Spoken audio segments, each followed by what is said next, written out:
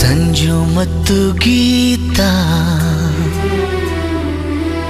ಸೇರಬೇಕು ಅಂತ